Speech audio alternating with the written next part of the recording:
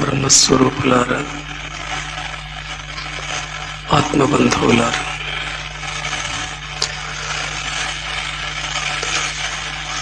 పోయిన నెలలో కన్నడలో మాట్లాడినాను, ఈరోజు తెలుగులో మాట్లాడాలి.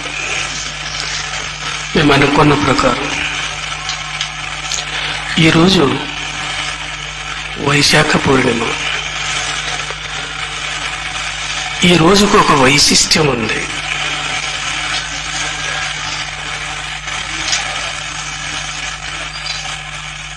ఆసియా ఖండపు జ్యోతిగా పేరు పొందినటువంటి ఒక మహానుభావుని జన్మదినం బుద్ధ పూర్ణిమ అని అంటారు. ఆయన పుట్టులో, ఆయన జీవితంలో ఒక వైశిష్ట్యం ఉంది. వైశాఖ పూర్ణిమ నాడే పుట్టినాడు. వైశాఖ పూర్ణిమ నాడే ఆయన జ్ఞానోదయం పొందినాడు. వైశాఖ పూర్ణిమ నాడే శరీరం చాలించినాడు.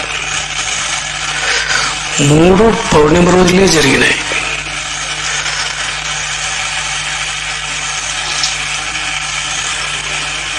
ప్రపంచంలో క్రైస్త ధర్మము తర్వాత ఎక్కువగా ఉన్నటువంటి వాళ్ళు బౌద్ధులు. ఆయన గురించి, ఆయన జీవిత చరిత్ర గురించి కొంచెం టూకీగా మీకు తెలపాలనిపిస్తుంది. ఎందుకంటే నిన్న రాత్రి 2 గంటలకు నాకు బుద్ధ దర్శనమైంది. నేను గయలో బుద్ధ దర్శనం చేసుకునేంటి 3 రోజులుంటే అక్కడ కొన్ని సంవత్సరముల క్రితం. నిన్న రాత్రి 2 గంటలకు బుద్ధుడు మరలా కనిపించినాడు. కాబట్టి ఆయన గురించి కొన్ని విషయాలు తెలుపదలిచిన. బుద్ధుడు ఒక రాజకుమారుడు. మాయాదేవి, శుద్ధోదనుడు ఈ పుణ్య దంపతులకు పుట్టినటువంటి ఒక పుణ్యమూర్తి. ఆయన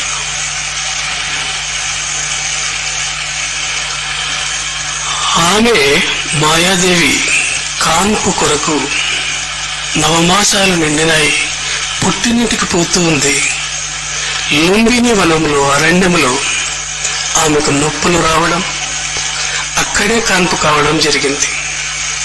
ఆ మహానుభావుడు అడవిలోనే పుట్టినాడు. అయితే దురదృష్టవశాత్తు ఆ మహాతల్లి దేహాన్ని చాలించింది.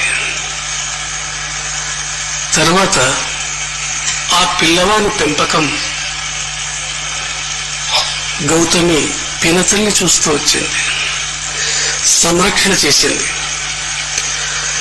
మహారాజుకు చాలా సంతోషమైంది. ఒకవైపు సంతోషము, ఒకవైపు దుఃఖము. దైవజ్ఞులను పిలిపించి ఈ బాలుని యొక్క ముందు జీవితం గురించి లెక్క వేసి తెలపండి అన్నట్టు.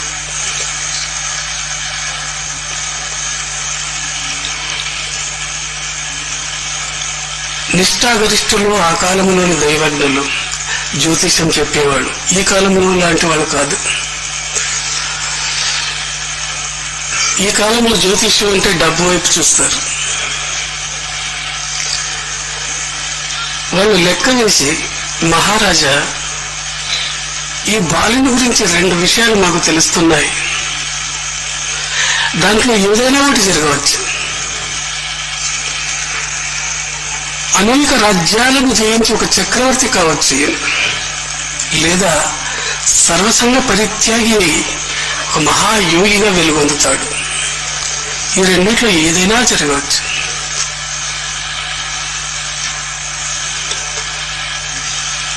మొదటిదేమో చాలా బాగా కనపడింది మహారాజుకు. రాజు కొడుకు రాజు అయితేనే ఆనందం, డాక్టర్ కొడుకు డాక్టర్ అయితేనే సంతోషం, ఇంజనీర్ కొడుకు ఇంజనీర్ అయితే సంతోషం, రాజు కొడుకు రాజు అయితేనే సంతోషం. నా తర్వాత, నా తదనంతరం నా కుమారుడు రాజు కావాలి.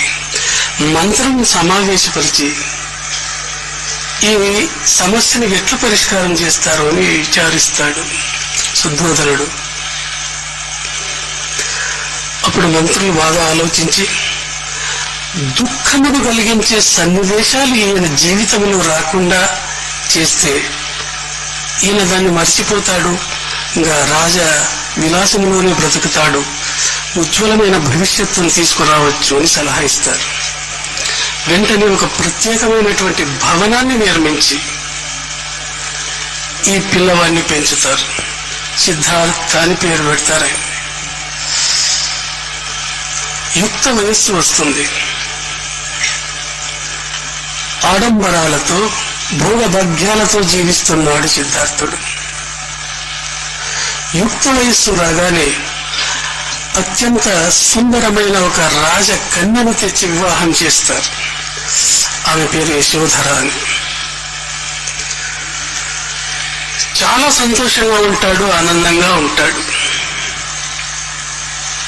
వాళ్లకు ఆ దంపతులకు ఒక కుమారుడు కలుగుతాడు.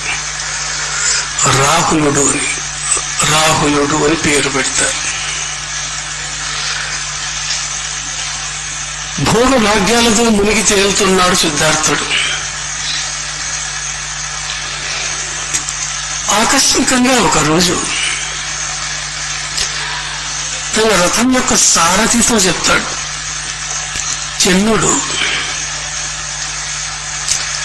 చెన్న జీవితం ఎంత ఆనందంగా ఉంది, ఎంత సంతోషంగా గడిచిపోతుంది,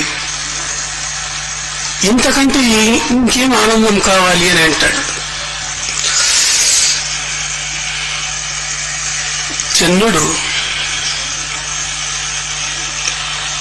యువరాజా, నీవేం చూస్తున్నావు కదా, ఇదే జీవితం కాదు, ఇదే ప్రపంచము కాదు, దీనికి బయట కూడా ప్రపంచం ఉంది, నువ్వు అది చూడలేదు.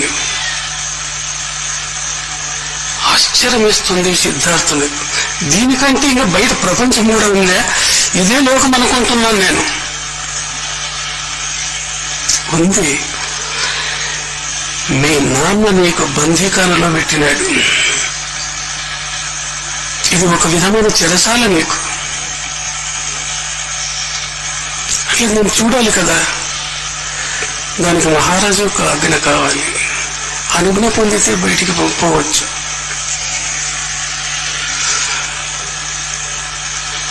నేను తండ్రి గారిని చూడాలని చెప్పి పంపిస్తాడు. మహారాజు వస్తాడు ఆనందంగా. ఏం నాయన, సంతోషంగా ఉన్నావా? తండ్రి, సంతోషంగా ఉన్నాను నేను, దీనికంటే బయట ప్రపంచం ఉందంటే నేను చూడాలి. నేను కొంచెం షాక్ అవుతుంది శుద్ధోదనుడికి. సరే, తర్వాత నేను ఏర్పాటు చేస్తానని చెప్పి మళ్ళా మంత్రులను పిలిపిస్తాడు. మా అబ్బాయి ఈ రీతిగా కోరుకుంటున్నాడు, దీనికి ఏం చేయమంటారు?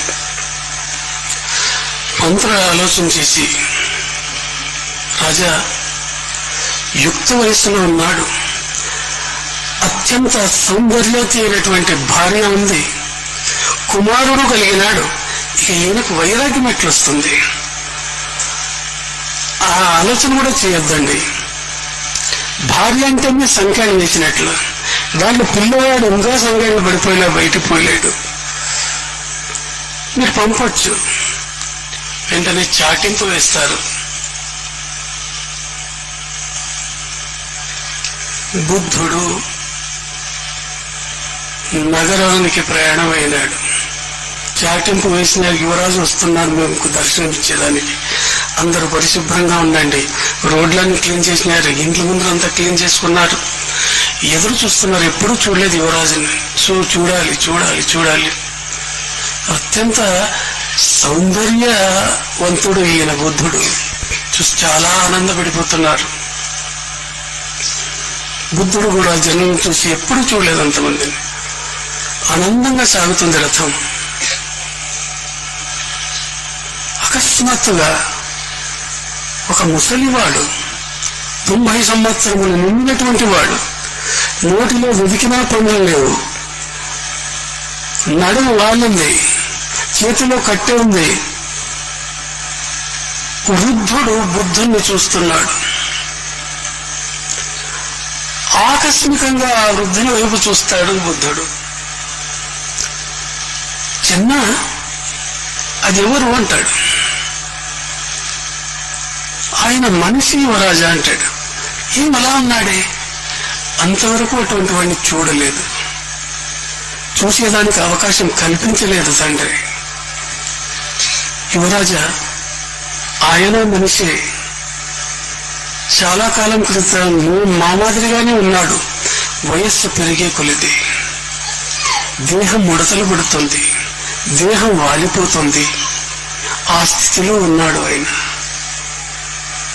అట్లయితే చిన్న నాకు కూడా అటువంటి స్థితి వస్తుందే? తప్పనిసరిగా వస్తుంది. దేహం ఒకే రీతిగా ఉండదు యువరాజా, మార్పు చెందుతూ ఉంటుంది. అది బాల్యము, యౌవనము, వృద్ధాప్యము ఇవి మామూలుగా క్రమంగా జరిగే పద్ధతులు, ఇవి ప్రకృతి నియమాలు ఇవి అని అంటాడు. సరే, ముందుకు వెళ్తే ఒక కుష్ఠ రోగిని చూస్తాడు. చాలా వికారంగా ఉన్నాడు. చేతిలో వేళ్లు తెగిపోయినాయి, కాళ్లలో వేళ్లు తెగిపోయినాయి. అత్యంత హీనంగా వికారంగా కనబడుతున్నాడు. చిన్న రథమాపు. ఎవరది, ఏమట్లున్నాడు? స్వామి, అతడు మనలాంటి మనిషి, మరి ఏమి ఎలా ఉన్నాడే? వెనుక జన్మ కర్మ వల్ల ఈ రీతిగా తయారైనాడు. మనకి రోగం అంటుకొనింది. ఒకవేళ కర్మ ఉంటే నాకు కూడా అటువంటి రోగం రావచ్చా? తప్పకుండా రావచ్చు. నేను అదే రీతిగా మారిపోతానా? నీ కర్మ అలా రాసి ఉంటే అలా మారిపోతావు రాజు, ఎవరు తప్పించలేరు.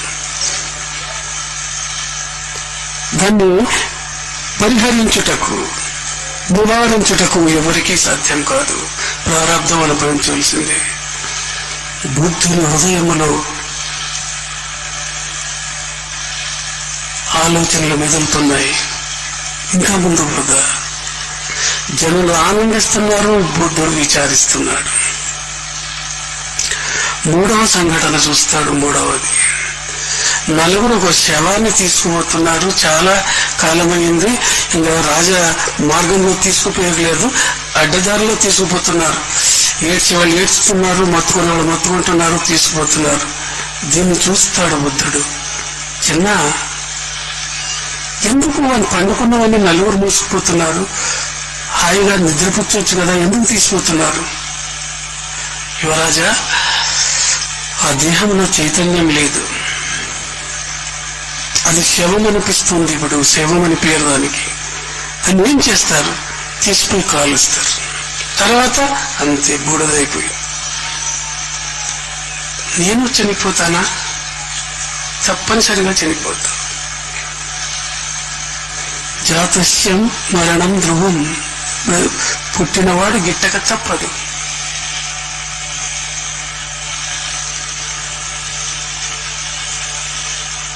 ఆందోళన బయలుదేరింది బుద్ధిని హృదయంలో. ఏమిటిది? నేను ఏమేమో అనుకుని ఉంటే ఏమేమో జరుగుతుంది కదా. ఇంకా కొంత దూరం తీసుకుపోతాడు చిన్నుడు. ఒక చెట్టు కింద ఒక సన్యాసి నిలబడ్డాడు. ఒక సాధువు ఆనందంగా ఉన్నాడు. చిన్న, ఎవరాయన అంటాడు. ఆయన ఒక సర్వసంగ పరిత్యాగి. ఏం చేస్తుంటాడు ఆయన? ఏమీ లేదు. లోక సమస్త సుఖినో భవంతు, అందరికీ మేలు చేయమని పరమాత్మని ధ్యానం చేస్తుంటాడు. ఏ సంఘము లేదు ఆయనకి. సర్వము త్యజించినటువంటి వాడు తన ఆత్మానందంలో తాను ఉంటాడు. సరే చిన్న, ఇక నేనేమి చూడదలుచుకోలేదు, వెనుతిరిగి వెళ్ళిపోదాం. వెనుతిరిగి వచ్చేస్తాడు. జన్మ మృత్యు జరా వ్యాధి దుఃఖ దోషానుదర్శనం, ఈ విషయాల గురించి హృదయములో ఆ మథనం జరుగుతోంది, మంథనం జరుగుతూ ఉంది. ఏమిది? ఈ పుట్టేమి, ఈ వయస్సు ఏమి, ఈ రోగమేమి, ఈ చావేమి, ఎందుకింత దుఃఖం వస్తుంది? ప్రతి ఒక్కరూ ఈ దుఃఖానికి లోబడినారు కదా, దీనికి తరుణోపాయము లేదా, దీనికి మార్గము లేదా? భార్య ఎంత పలకరించినా పలకడు, కొడుకు దగ్గరకు వచ్చినా తీసుకోడు, ఉద్యానవనంలో ప్రచారం చేస్తూ ఉంటాడు, ఎక్కడో కూర్చుంటాడు, ఆలోచన చేస్తున్నాడు. ఈ 30 సంవత్సరాలు నేను ఎంత వృథాగా గడిపేసినాను కదా, ఈ భూభాగ్యాలు అశాశ్వతము కదా, ఇది ఏమిటి జీవితం? ఇది దీనికి ఒక పరమార్థం లేదా? దీనికి అర్థమే లేదా? కొద్ది రోజులు ఇదే రీతిగా గడిపి ఒక తీర్మానానికి వస్తాడు. రాత్రి 12 గంటల సమయంలో పోయి చెన్నని లేపుతాడు. చెన్నాలి అంటాడు. లేస్తాడు చెన్నుడు. ఏమి రాజా, ఇంత అర్ధరాత్రి అయింది, 2 గుర్రములు సిద్ధం చేయి, ఎక్కడకు అడగవద్దు, సిద్ధం చేయి, ఇది నా ఆజ్ఞ. గుర్రాలను సిద్ధం చేస్తాడు. చివరిసారిగా భార్యను చూస్తాడు. ఎంతో ప్రేమ భార్య అంటే, కుమారుడంటే ఇంకా ప్రేమ. ఆమె పక్కన పండుకున్నాడు బాలుడు. చివరిసారిగా పిల్లవాడిని ముద్దు పెట్టుకుందామనుకుంటాడు. ఇది భ్రాంతి, ఇది మమకారం. ఇది నా నుంచి మళ్ళీ పిల్లవాడు లేయొచ్చు, తల్లి లేయొచ్చు, తర్వాత రాద్ధాంతం జరగచ్చు. చివరిసారిగా చూసి 2 కన్నీటి బొట్లు జారిస్తాడు, వెనతిరిగి వచ్చేస్తాడు. చెన్ననితో సహా చాలా దూరం తమ నగర పులివేర్ల వరకు దాటి వస్తాడు. అప్పటికే తెల్లవారుతూ ఉంటుంది. ఇప్పుడు దిగి, చిన్న, నాకు కపిల వస్తు రుణం తీరిపోయింది, నేను వెళుతున్నాను, నేను వాపస్ వెనుకకు వెళ్ళిపో అంటాడు. గట్టిగా కాళ్ళు పట్టుకుని ఏడుస్తాడు చంద్రుడు. యువరాజా, నేను పోయి ఏమని చెప్పుంది అక్కడ? యువరాజు ఎక్కడ అంటే ఏమని చెప్పుంది అని వాళ్ళకు. రాజు ఊరికే ఉంటాడా? అమ్మగారు ఊరికే ఉంటారా? ఆ పిల్లవాడు ఎంత రోధిస్తాడు కదా. దయచేసి ఇటువంటి సాహసం చేయొద్దండి, దయచేసి వెనుదిరిగి రండి అని ఎంత వేడుకున్నా లేదు. ప్రపంచమంతా దుఃఖంతో నిండింది. ఈ దుఃఖానికి కారణం నేను కనుగోవాలి. 30 సంవత్సరములు నేను వృథాగా గడిపేసినాను. నాలో ఒక ఆందోళన బయలుదేరింది. దాన్ని పూర్తిగా తెలుసుకునేంత వరకు నేను రాను, వెళ్ళిపో అని చెప్పి తన ఆభరణాలన్నీ తీసేస్తాడు. ఒక సన్యాసిగా మారిపోయి వెళ్ళిపోతాడు. బుద్ధుడు పోయి కాశీనగరానికి వస్తాడు. కాశీలో పెద్ద పెద్ద పండితులు ఉన్నారు. మహాత్ముల దగ్గరకు వచ్చి ఆధ్యాత్మిక విషయం సంబంధమైన విషయాలను ప్రతి ఒక్కరిని విచారిస్తాడు. ఈ దుఃఖమేమి, దైవమేమి, ఆత్మ ఏమి? చాలా మంది అంత త్వరగా పట్టుబడదు, ఇది ఏ విద్య, నేను సేవ చేయాలి నీవు అని అంటారు. 12 సంవత్సరాలు అనేక గురువులను కొలుస్తాడు బుద్ధుడు. రాజవంశంలో పుట్టినటువంటి వాడు భిక్షాపాత్రను చేతి పట్టుకొని ఇంటింటికి పోయి భిక్ష అడుక్కు వచ్చి తన గురువులకు తినిపించి తర్వాత తాను తింటాడు. ఈ కాలంలో వేరే, తాను తిని గురువులకు పెడతారు. ఆ కాలం పద్ధతులు వేరే.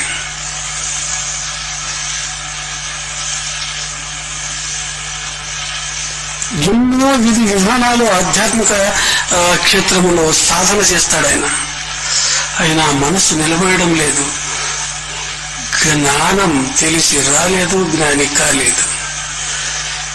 చివరకు గురువుని అడుగుతాడు, ఏం స్వామి, మీరు చెప్పిన నియమములన్నీ పాటించినాను కదా, ఎందుకు నా సందేహాలు తీరడం లేదు, నా జ్ఞానోదయం కావడం లేదు?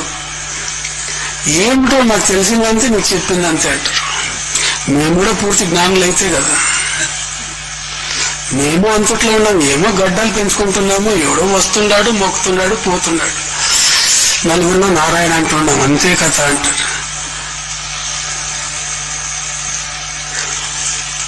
ఆయన జతలో 4 శిష్యులు ఏర్పడతారు. స్వామి, మీరు సాధన చేయండి, మీకు మేము తోడ్పడతాం, అన్ని విధాలుగా సపర్యలు చేస్తాం. సరైన సారనాథ్ వస్తారు. అక్కడ ప్రతిదినము ధ్యానం కూర్చుంటాడు బుద్ధుడు. ఒకరోజు శిష్యులు భిక్షానికి పోతారు, భిక్షం తీసుకువస్తామని. మధ్యాహ్నం 12 గంటల సమయం వరకు ధ్యానంలో కూర్చొని ఉంటాడు బుద్ధుడు. ఆ ఎండ వేడిమికి తట్టుకోలేక ఆసనం నుంచి కింద పడి మూర్ఛపోతాడు బుద్ధుడు. అక్కడ పశువులు మేపుతూ ఉంటుంది ఒక స్త్రీ, సుజాత అని ఆయన పేరు. ఎవరో స్వామి పడిపోయినాడని చెప్పి పారు వస్తుంది, బుద్ధుని చూస్తుంది, నీళ్లు తీసుకొస్తుంది, చెముకరిస్తుంది, బుద్ధుని తన తొడపై పండబెట్టుకొని సేవ చేస్తుంటాడు. దూరం నుంచి ఈ నలుగురు చూస్తారు, భిక్ష తీసుకుని వస్తున్నారు. ఈ దృశ్యాన్ని చూస్తారు.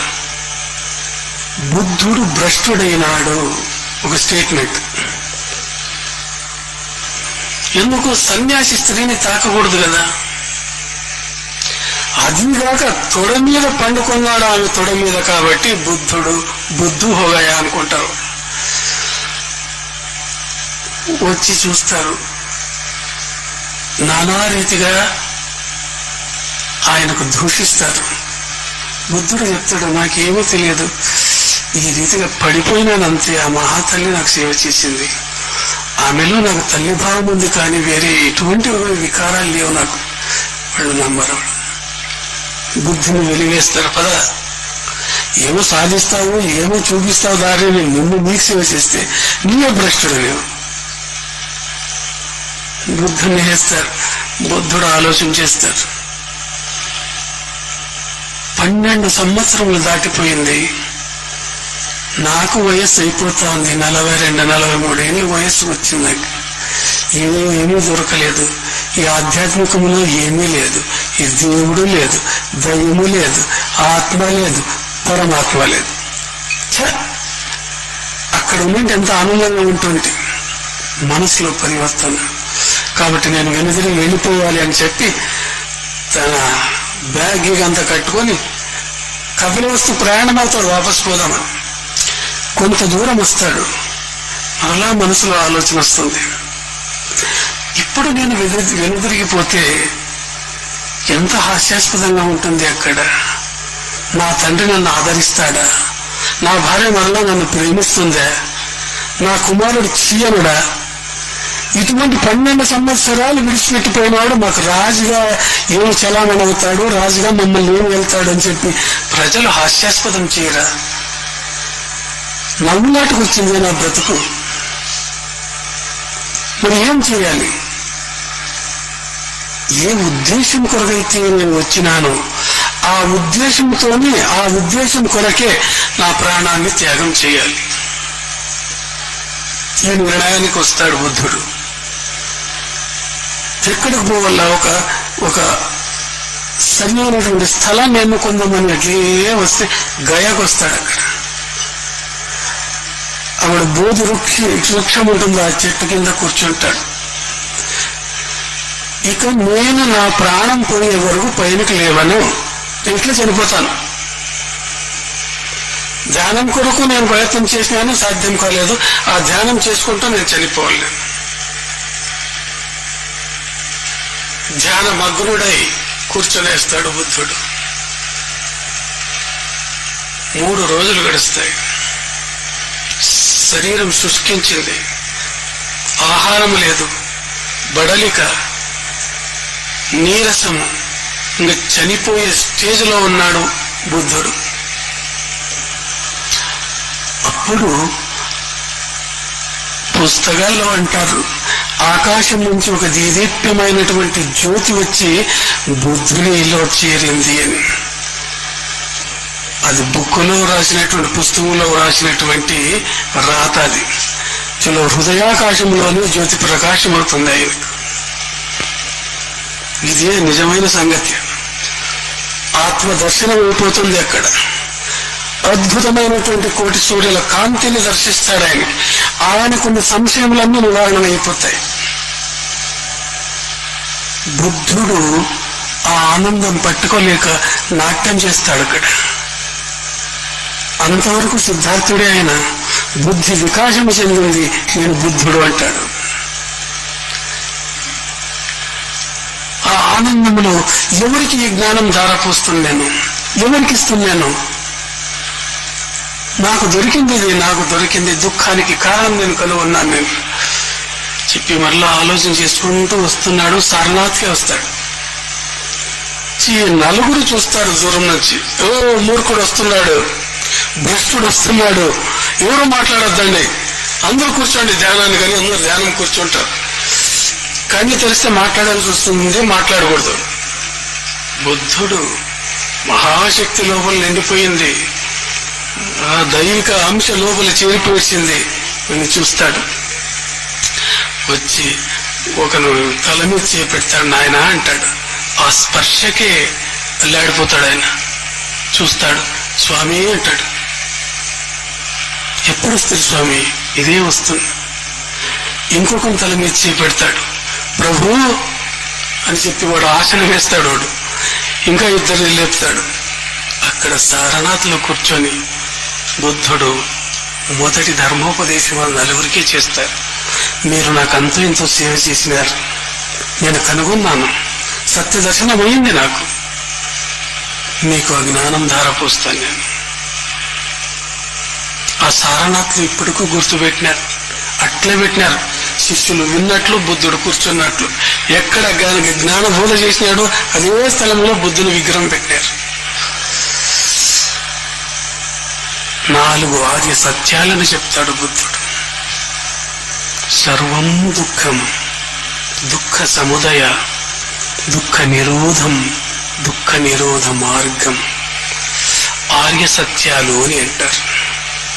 తర్వాత అష్టాంగాలు చెప్తాడు. చాలా పవిత్రమైనటువంటి మార్గము చెప్తాడు బుద్ధుడు జగత్తుకు.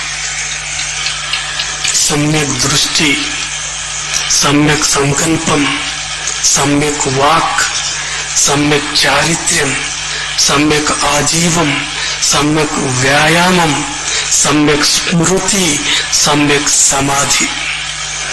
8 స్టెప్స్ ఇవి. అద్భుతంగా ఉంది బుద్ధుని యొక్క సిద్ధాంతం.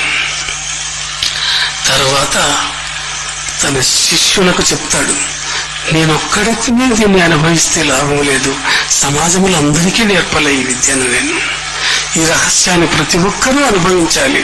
కాబట్టి ధర్మ ప్రచారం చేస్తాం మేము, నాకు సహకారంగా ఉండండి. అక్కడే వాళ్ళ ప్రమాణం చేస్తారు ఆ 4 శిష్యులు. మీ అడుగుజాడల్లో నడుస్తాం మేము, త్యాగమూర్తులు. బుద్ధుడు ఒక్కడే ఏమి చేయలేడు, ఆయనను అనుసరించినటువంటి వాళ్ళు గొప్పవాళ్ళుగా ఉండాలి. బౌద్ధ ధర్మ ప్రచారం అక్కడి నుంచి ప్రారంభమవుతుంది. ఎన్నో ఒడిదుడుకులు, ఎన్నో బాధలు, ఎన్నో కష్టాలు ఎదుర్కొంటాడు బుద్ధుడు. ఆ మహానుభావుడు తన కోసం ఒక ఆశ్రమం చేసుకున్నాడా, ఒక బంగ్లా కట్టించుకున్నాడా? కేవలం భిక్షాటన. లూట్ చేస్తాడు దాన్ని, డాల్ డాల్ డాల్ డాల్ అంటుంది. అది దాన్ని మధ్యమ మార్గంలో పెడితే బాగా శృతి వస్తుంది. అప్పుడే బుద్ధుడు తెలుసుకుంటాడు, నాది మధ్యమ మార్గమే, ప్రతి దాంట్లోనూ నాది మధ్యమ మార్గమే. భోజనం కూడా ఎక్కువగా తిన్నాను, ఏమీ లేకుండా ఉన్నాను, ఒక పూట పనిచేస్తాను. మీరు దీక్షలు చేస్తారు కదా 21 రోజులు, బుద్ధుడు 40 ఏళ్ళు చేసినాడు. అది మీరు 21 రోజులకే డల్ డల్ డల్ డల్ అంటారు. ఎప్పుడు ముగుస్తుంది? ఇంకా వారం ఉంది కదా. 21 రోజులు చేసింది ఈ మళ్ళా అది ముగిసిన తక్షణ 21 రోజులది వడ్డీ సొత్తో సహా తినేస్తారు. దీక్ష విరమణ రోజే మీ ముఖాలు చూడాలి, ఏం ఆనందము, ఏం సంతోషం. ఆ రోజు 4 పూటలు పనిచేస్తారు. 8 గంటలకి 12 గంటలకి, మళ్ళా సాయంత్రం 4 గంటలు, మళ్ళా రాత్రి. అయిపోయింది గెలిచేసాం మేము. అయిపోయి 40 సంవత్సరాల వంటిపూట భోజనం చేసిన ధీరుడు, మహాయోగి బుద్ధ భగవానుడు. మా దేశం బౌద్ధ ధర్మాన్ని నిరాకరించింది, బుద్ధుని నిరాకరించలేదు. బాగా జ్ఞాపకం పెట్టుకోండి. బౌద్ధ ధర్మం బుద్ధుడు చెప్పిన ధర్మం లేదు ఇప్పుడు. దాన్ని ఏమేమో వక్రగతిలో చేసి దాన్ని మిస్ఇంటర్ప్రిటేషన్ చేసి ప్రచారం చేస్తుండే పుస్తకాలన్నీ. బుద్ధుడు చెప్పిందే వేరు, ఆయన నడిచిందే వేరు. బుద్ధుడు ఎక్కడ నేను ఒక ధర్మం కనిపెట్టినానని చెప్పలేదు. నాది ఒక ధర్మం అని ఎక్కడ బుద్ధుడు చెప్పుకోలేదు. యజ్ఞ యాగాలను మాత్రం ఖండించినాడు ఆయన, సరికాదు అని. మిగతావన్నీ మా ఉపనిషత్తులలో మా వేదాల్లో ఉన్న విషయాలనే తీసుకున్నాడు ఆయన. నాది ఒక సపరేట్ అయిన ధర్మం అని చెప్పుకోలేదు. ఒక పుస్తకం రాయలేదు. బుద్ధుని తర్వాత అంతా వచ్చింది. ఈ రీతిగా ప్రచారము చేస్తూ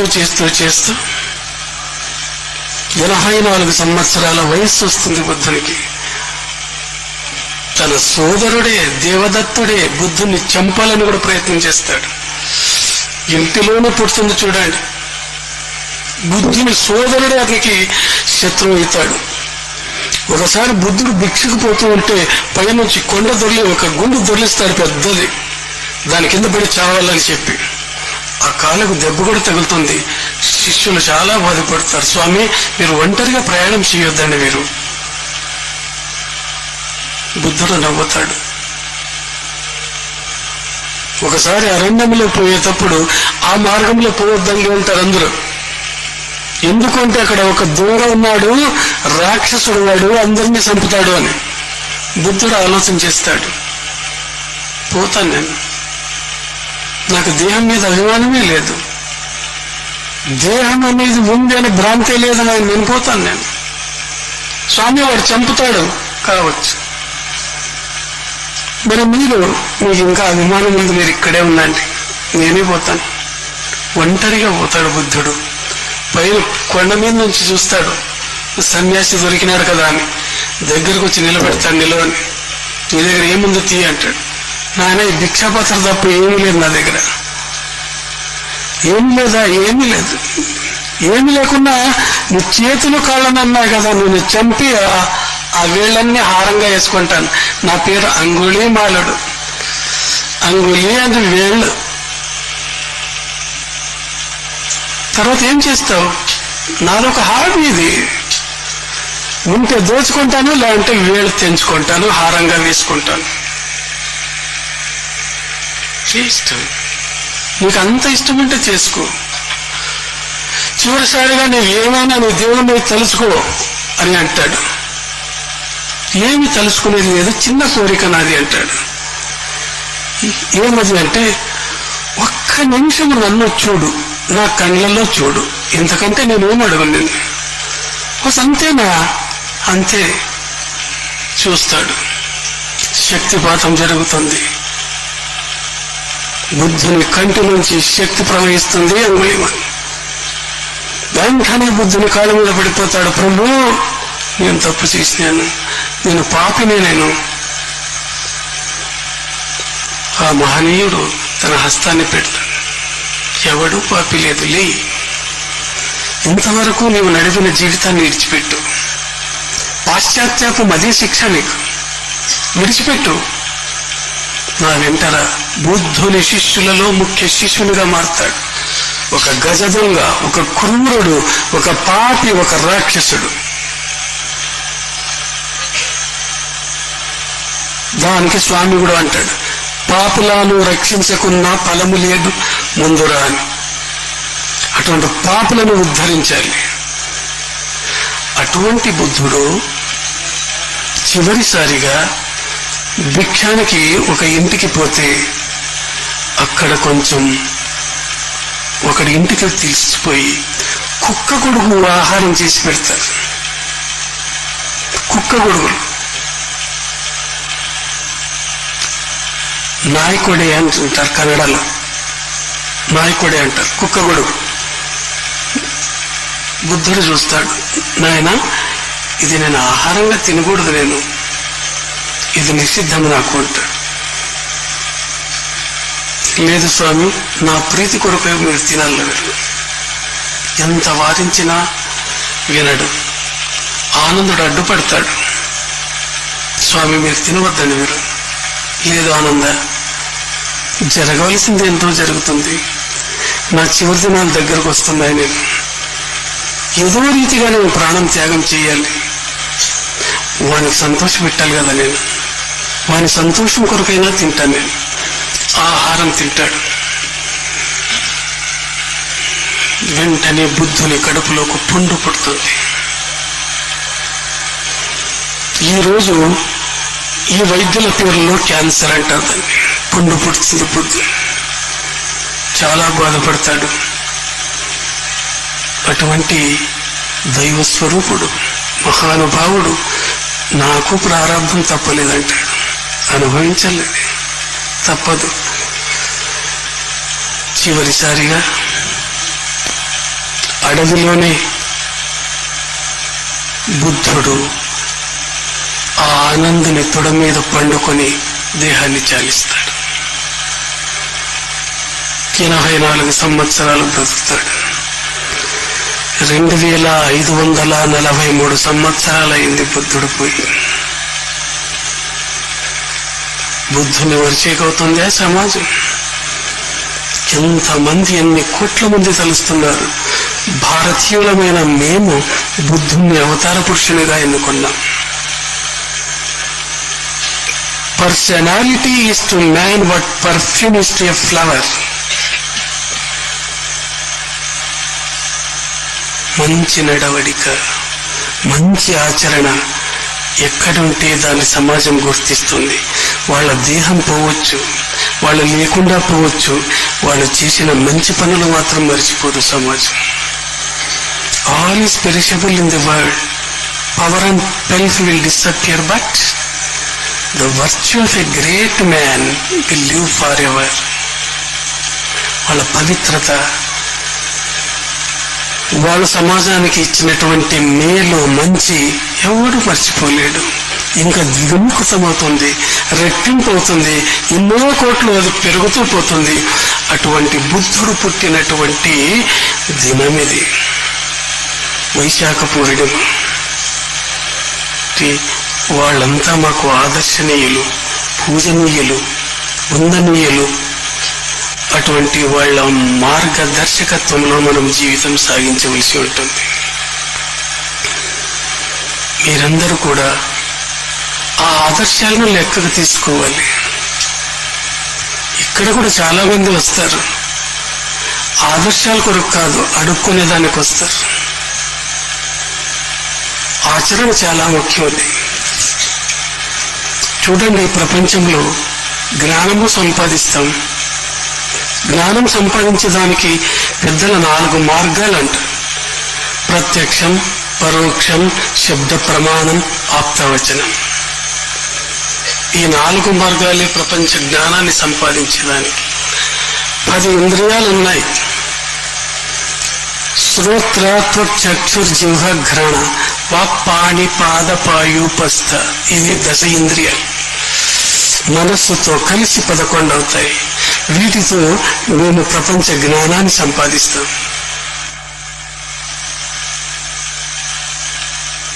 డైరెక్ట్ నాలెడ్జ్ అంటారు. ప్రత్యక్షం, ఇంద్రియములు బయటి ప్రపంచ వస్తువులతో సన్నిహిత సంబంధం ఏర్పరచుకుని పొందే జ్ఞానాన్ని డైరెక్ట్ నాలెడ్జ్ అంటారు. ఇండైరెక్ట్ నాలెడ్జ్ ఇన్ఫరెన్స్ అంటారు. ఇన్ఫరెన్స్, ఊహ. అక్కడ దూర కొండలో పొగ చూస్తాం, ఊహ చేస్తాం అక్కడ అగ్ని ఉంటుంది అని.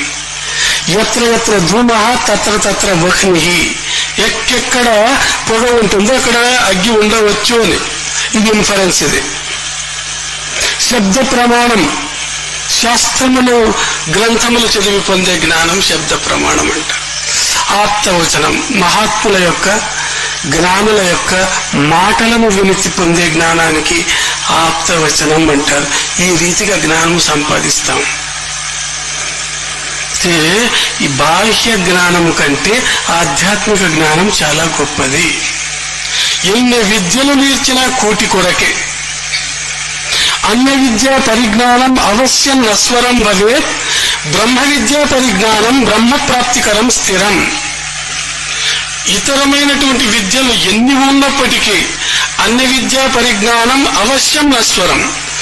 ఇది దేహం ఉండేంత వరకు, ప్రాణం ఉండేంత వరకు ఉంటాయి, తర్వాత నాశనం అయిపోతాయి. అయితే బ్రహ్మ విద్య, బ్రహ్మ ప్రాప్తి, స్థిరమైన శాశ్వతమైన బ్రహ్మస్థానాన్ని, బ్రహ్మ పదవిని అందజేస్తుంది. కాబట్టి ఆ విద్య చాలా ముఖ్యమైనటువంటిది. నారదుడు కూడా పెద్ద 64 కళల్లో గొప్పవాడంట, 64 విద్య నేర్చినటువంటి వాడంట. అయినా మనశ్శాంతి కలగలేదు. ఒకసారి విష్ణువు దగ్గర పోయి, ఏమి స్వామి నాకు 64 విద్యలు నేర్చినాను, పీస్ ఆఫ్ మైండ్ లేదే, మనశ్శాంతి లేదే, ఏం చేయాలి? ఒక గురువుని ఎదుర్కొనేవు అంటాడు. అప్పుడు సనత్ కుమారుని దగ్గర పోతాడు.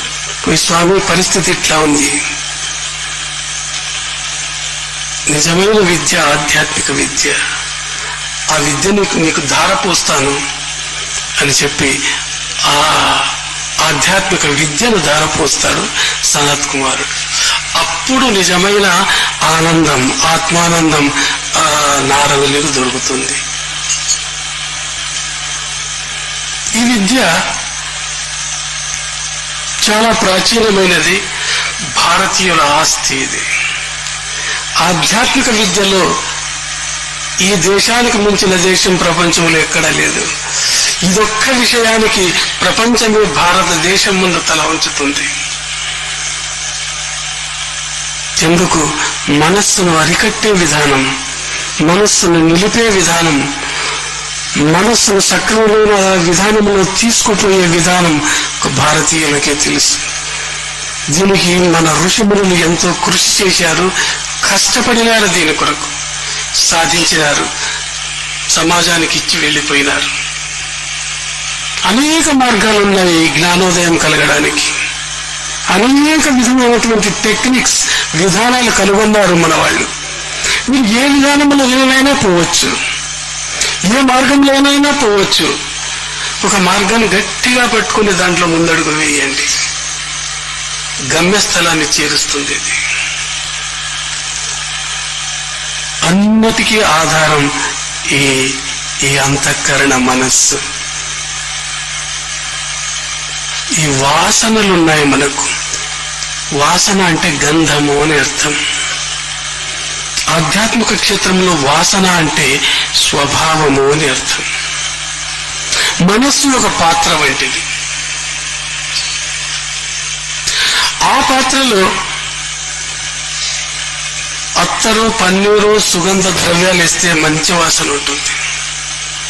పనికిరాని హేయమైన వస్తువులు వేస్తే దుర్వాసన వస్తుంది. అట్లే ఈ మనస్సులో సత్యము, ధర్మము, శాంతి, అహింస, ప్రేమ ఇత్యాది సుగుణాలు నిండితే సువాసనతో వెదజల్లుతుంది ఈ మనస్సు. ఈ మనస్సులోనే కామము, క్రోధము, లోభము, ద్వేష, అసూయ ఇవి దుర్గంధంతో కూడినటువంటివి ఇస్తే హేయమైన, హీనమైన జీవనం అయిపోతుంది. మనస్సు పూర్వజన్మ సంస్కారాన్ని బట్టే ఉంటుంది. నేను ఎంతో మందిని మార్చాలని చూస్తాను, మారరు వాళ్ళు. ఈ రోజు మారుతారేమో, రేపు మారుతారేమో అని చూస్తాను, లేదు. వెనుక జన్మల్లో చాలా దృఢంగా గట్టిగా నాటుకొని పోయినారు ఈ గుణాలవి. ఎంత కదిలించినా కదిలినట్లు నటన చేస్తారంతే, మారవు అవి. ఏమిది అంటే అనేక జన్మముల నుంచి ఆ వాసనలు వస్తున్నాయి, దుర్వాసనలు వస్తున్నాయి.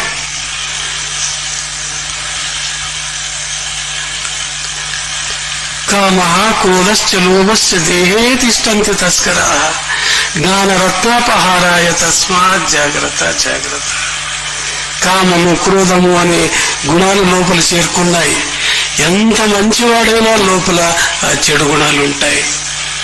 దాన్ని గురువు యొక్క సేవ వల్ల, సత్ప్రవర్తన వల్ల, పెద్దల ఉపదేశం వల్ల ఒక్కొక్క గుణాన్ని మారుస్తూ వస్తే మహాత్ముడైపోతాడు.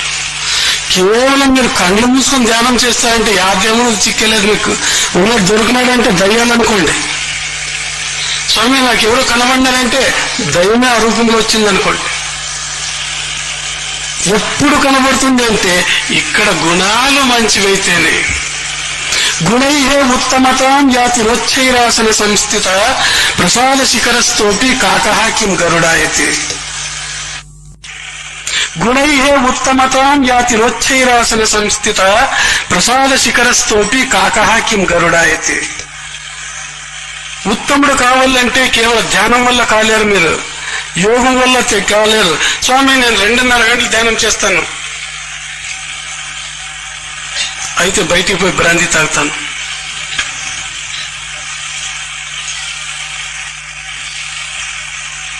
ఇంకా కొంతమంది తర్కు చేస్తారు, బ్రాంతి తాగితే ఏముంది, ఋషిమునులు సురాపానం చేయలేదా, దేవతలు చేయలేదా, సిగరెట్ ఎందుకు తాగదా, అయ్యే పెద్ద పెద్ద యోగులంతా భంగి తాగినారు.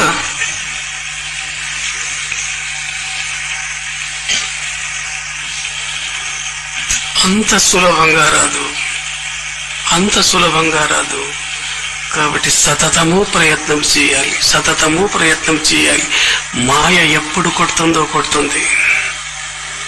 మీరు అనుకోవచ్చు నేను ఆజన్మ బ్రహ్మచారి, నేను చాలా ఇది అది అని. ಕಚ್ಚಕೈ ಬಾಯಿಗಳು ಇಚ್ಛೆಯಲ್ಲಿ ಇದ್ದರೆ ಅಚ್ಯುತನಪ್ಪ, ಅಜನಪ್ಪ, ಲೋಕದಲ್ಲಿ ನಿಶ್ಚಿಂತನಪ್ಪ. ಈ 3 ಜಾಗ್ರತ್ತ ಅಂటారు. కచ్చే లంగోటి భద్రం ఉండాల, చెయ్యి భద్రం ఉండాల, బాయి కచ్చే కై బాయి ఇచ్చేయాలి, ఇద్దరాలి మా కంట్రోల్లో ఉంటే వాడే అచ్యుతుడు, వాడే బ్రహ్మ, వాడే విష్ణువు.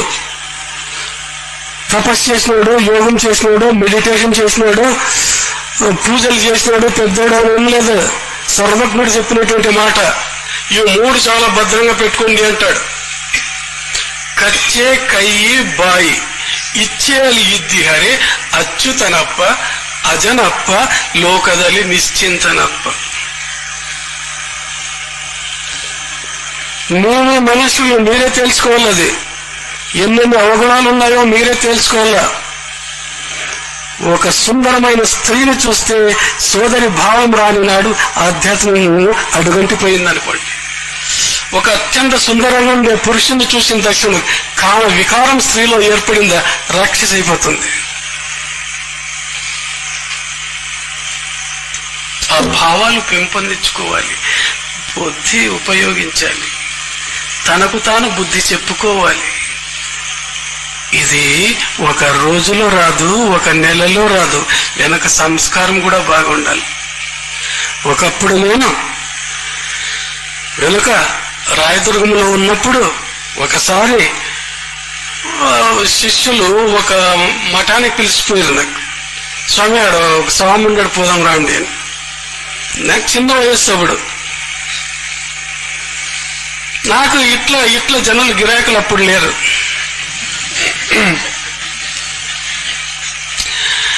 ఏం 5 మంది 6 మంది వింటుంటే అప్పుడు ఎద్దుల బండిలో బాగా తిరుగుతుంటే, ఇప్పుడు జీపులో కార్లో తిరిగా కూడా భయపడుతూ యారు దానిలో నిలబెడతారు అని పిలుచుకుపోయి నడుచుకుపోతే ఆశ్రమం చిన్నగా మంటపం కట్టుకున్నాడు స్వామి. 85 సంవత్సరాల వయస్సు. చూస్తే ఎవరంటే పరిచయం చేసుకుంటుంది, నమస్కారం స్వామి అంటే కూర్చోమని కూర్చోండి. ఆ విషయాలు ఈ విషయాల్లో మాట్లాడుతుంది. ఆయన కన్నుల్లో చూస్తే నేను, స్వామి మీరేమనుకోకుంటే ఒక చిన్న ప్రశ్న అడగొచ్చా అంటే, అడుగు నాయన, దాంట్లో ఏం తప్పు ఉంది, అడుగు. మీరు ఎందుకు పెళ్లి చేసుకోలేదు స్వామి అంటే, పెళ్లి నాకు అవసరమే పడలేదు. నాకు చిన్నప్పటి నుంచి నేను బ్రహ్మచారినే. నేను 85 ఏళ్ళ వయస్సు వచ్చేసింది. నాకు స్త్రీ దోషము లేదు, స్త్రీ సహవాసము లేదు, నేను సంతోషంగా ఉన్నాను. సరే స్వామి సెలవిస్తే పోయేస్తాము. పోయారు. తర్వాత ఒక నెల రోజులకి ఏం జరిగింది చూడండి. ఆ మఠానికి ఒక స్త్రీ సేవ చేసేదానికి వచ్చింది.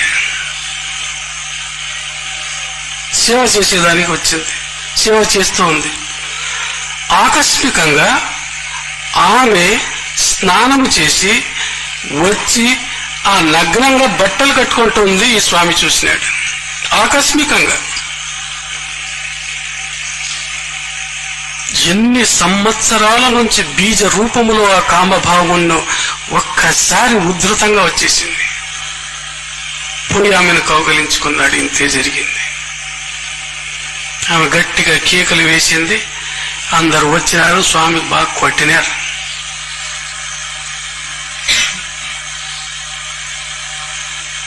అంత సులభమా? అందుకే సర్వజ్ఞుడు రాసినాడు, కచ్చే కచ్చే కయ్యి బాయి భద్రವಾಗಿರ್ಬೇಕು. 85 సంవత్సరాలు కాటికి కాలు చాచినటువంటి వయస్సు అది. చిన్నప్పటి నుంచి అది బీజ విత్తనం రూపంలో లోపలే ఉంది. అది మనసులో దాక్కునింది. కామభావాలవి ఒక్కసారిగా విజృంభించింది. దాన్ని అణుచుకోలేకపోయినాడు.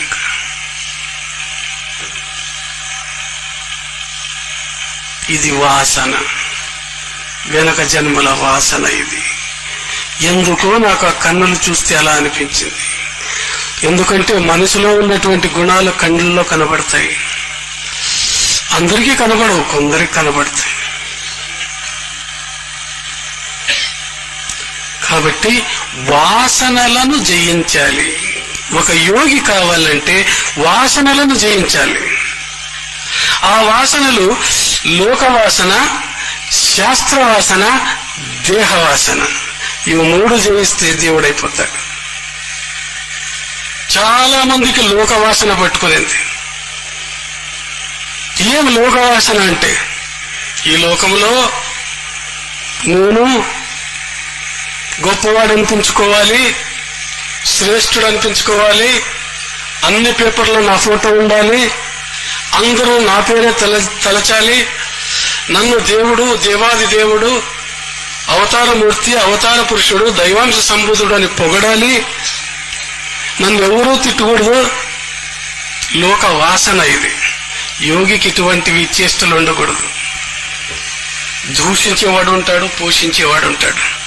నాకు మొన్ననే ఒక ఉత్తరం రాసినారు. ఎవరు ఒక ఆడాయం స్త్రీ రాసింది, నువ్వు స్వామివా, నువ్వు మనిషివా, నా మొగుడు ఇంతవరకు తాగే తెచ్చిపెట్టలేదు, నువ్వేం చేస్తే నాకే.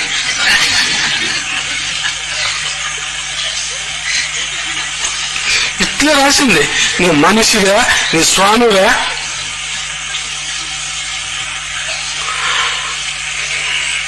ఆయన మొగుడు తాగుతూ ఉంటే నేనేమో చేయాలంటే.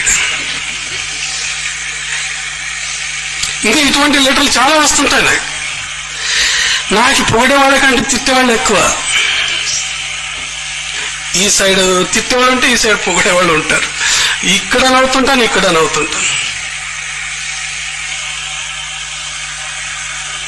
లోకవాసన. మొన్న ఎవరో అడిగిరి, స్వామి ఎంతమంది ఉన్నారు మీకు శిష్యులు?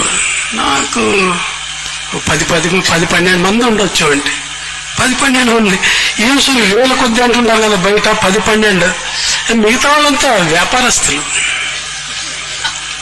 శిష్యులు 10-12 మంది ఉన్నారు, మిగతా వాళ్ళంతా బిజినెస్ పీపుల్ వాళ్ళు. అంటే మీ దగ్గర ఉపదేశం తీసుకున్నాము అది ఇది అంటే లేదు. నేను అందాజుగా అది 10-12 కూడా ఉన్నారో లేదో అనుకుంటున్నాను. ఇదే ఉత్తరం స్వామి అని. ఉత్తరం అది కరెక్ట్. అది మిగతా వాళ్ళు వస్తారు, స్వామి నా భార్యకి ఇట్లా, నా కొడుకులకి ఇట్లా, నా కోర్టు ఇట్లా, నా ఆరోగ్యం ఇట్లా, నా పంట పండదు, నీళ్ళు పడదు. This business. నీకు నొక్కుతాం కాబట్టి ఏమన్నా చెప్పు, నువ్వు చెప్పలేమంటే తొక్కుతాం.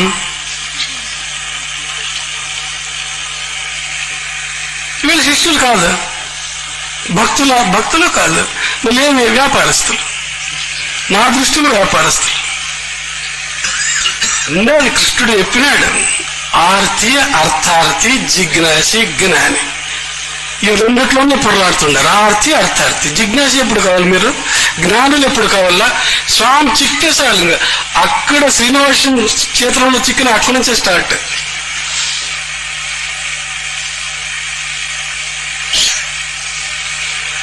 కాబట్టి నాకు బిజినెస్ పీపుల్ కాంటాక్ట్ ఎక్కువ ఉంది. శిష్యులు తక్కువ ఉండరు.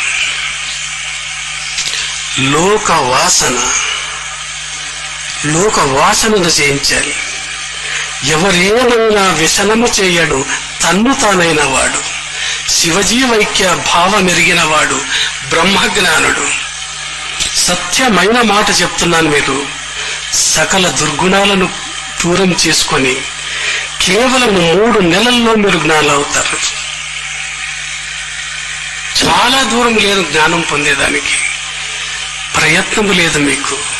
వాసనలు, అనేక జన్మముల నుంచి వచ్చినటువంటి వాసనలను తుడుచుకోవడం లేదు, దూరీకరం చేయడం లేదు.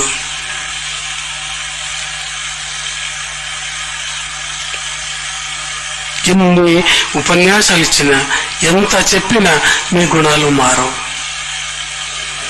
పెట్రోమాక్స్ లైట్ లో అప్పుడప్పుడు పంప్ కొట్టిన కొడదామంటే కూడా కొంచెం ఇట్లా అంటే మళ్ళీ డిమ్ అవుతారు.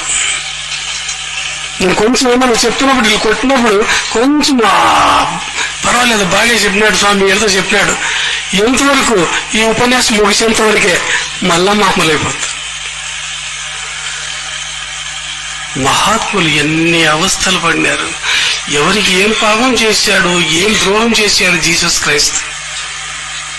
ఏం చేశాడు? తీసుకుపోయి శిలువ వేసిరి.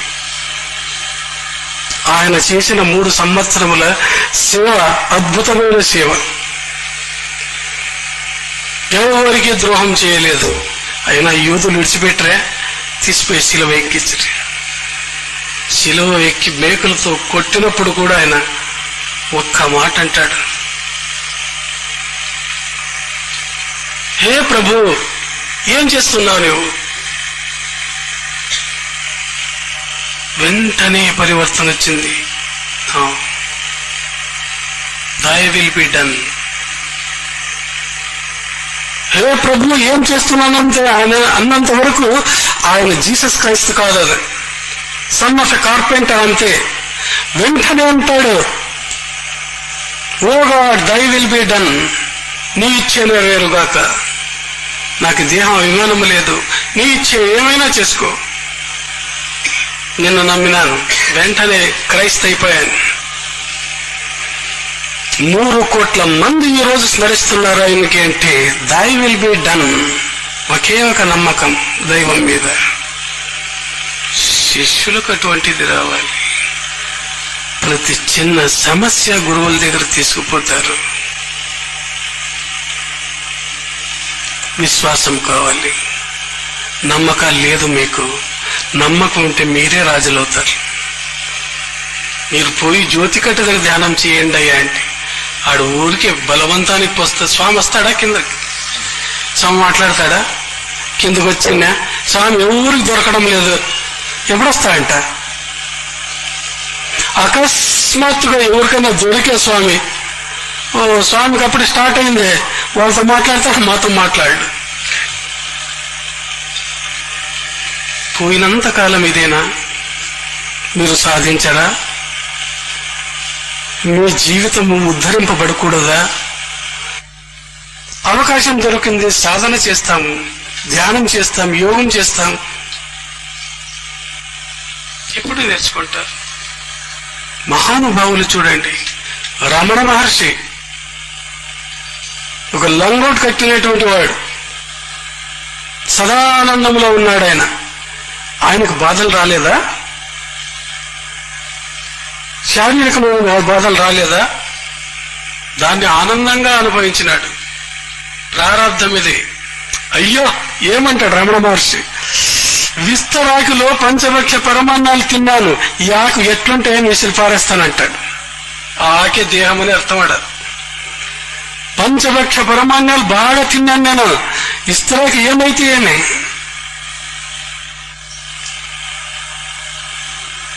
సేమ్ స్టాబ్రిచ్ ఏం చేసిరి? హస్ అనల్లహ్ అంటుండే ఆయన. అహం బ్రహ్మాస్మి, నేనే బ్రహ్మ, నేనే దేవుడు.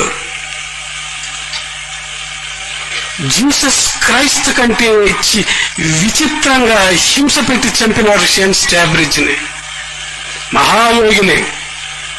ఆ రోజుల్లో అటువంటి వానికి ఎటువంటి శిక్ష? ఈ గుండెను ఒక కొస్సగా ఉన్నటువంటి ఇనుప దీనికి గుచ్చుతారంట, గుచ్చి అవతలు లాగుతారంట. చివరి క్షణం వరకు రక్తము చిందించిన పోయిన హక్కనల్లక్కన్నాడు ఆయన. లోక వాసనకు కట్టుబడలేదు వాళ్ళు. లోకం ఏమైనా అనుకొని సత్యాన్ని దర్శించినారు. అటువంటి వాళ్ళుగా మీరు కూడా తయారు కావాలి. ఎవడు ఏమి పొగుడిని, ఎవడేమి అనుకొని సత్య మార్గంలో ప్రయాణం చేస్తాను. लाख बुरा चाहिए तो क्या होगा, लाख बुरा चाहिए तो क्या होगा, वही होगा जो मंजूर खुदा होगा. దైవ నిర్ణయం, దై విల్ బి డన్. నీ నిర్ణయమే నెరవేరుతుంది.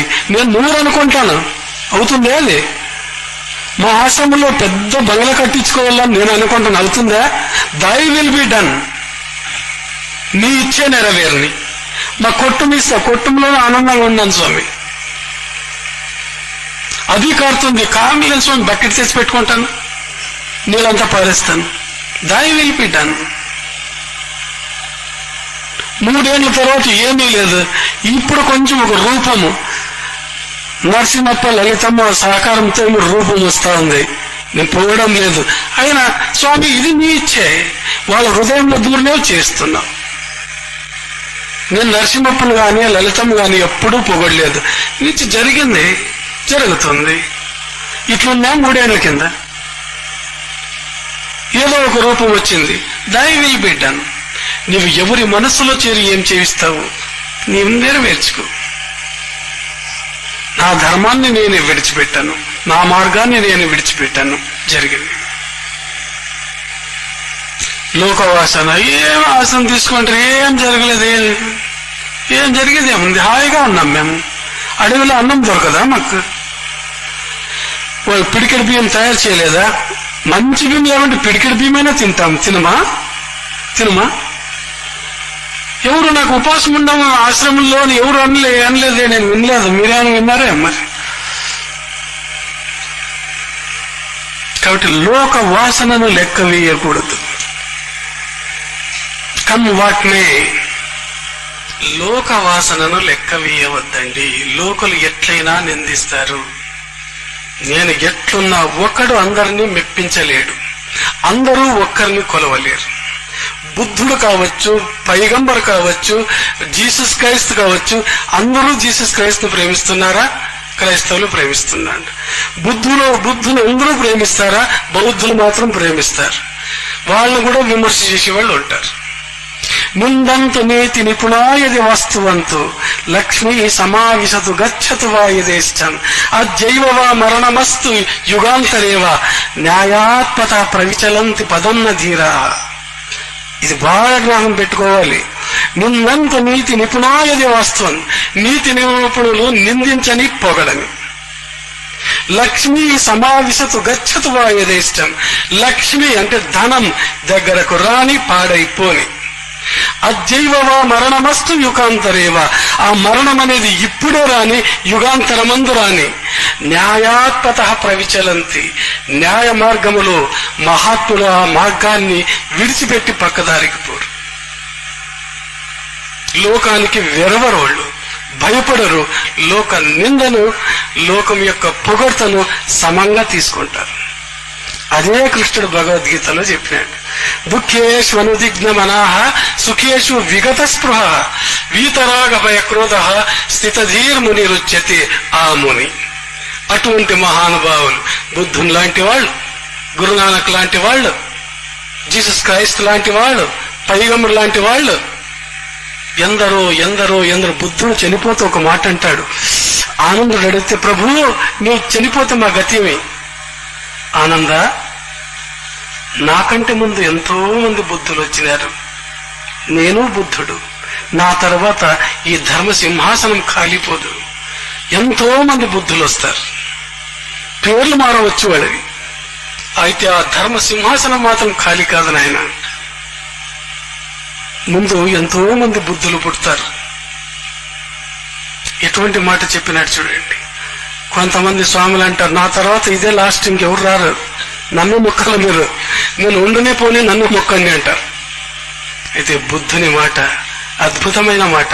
ఈ ధర్మ సింహాసనం మాత్రం ఖాళీపోదు. దీన్ని ఆ దైవం రక్షిస్తూ వస్తుంది. ఎవడో వస్తాడు మహాత్ముడు, ఆయా క్షేత్రంలో ఆయా ప్రాంతంలో ధర్మబోధ చేస్తాడు, వెళ్ళిపోతారు. ఇంకా కొంతమంది ఉన్నారు హిమాలయాల్లో, మీరు చూడలేదో నేను చూసినాను. సర్వసంగ పరిత్యాగులు, వాళ్ళు కీర్తి ప్రతిష్టలు కాబట్లేదు. ఇటువంటి అద్భుత మూర్తులు ఉన్నారు హిమాలయాల్లో.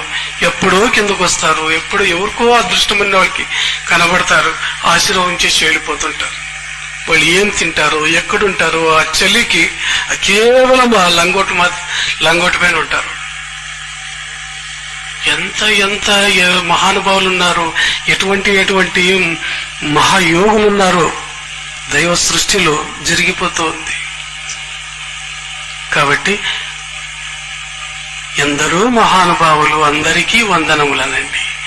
ఏ పీఠాన్ని విమర్శించవద్దండి, ఏ గురువులను విమర్శించవద్దండి, ఎవరిని విమర్శించవద్దండి.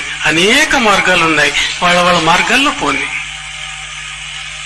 నీ మార్గంలో నువ్వు ప్రయాణం చేయి, ఎదుటి మార్గం వానికి విమర్శించవద్దు. ఆ సంకుచిత భావాలు వద్దు మాకు.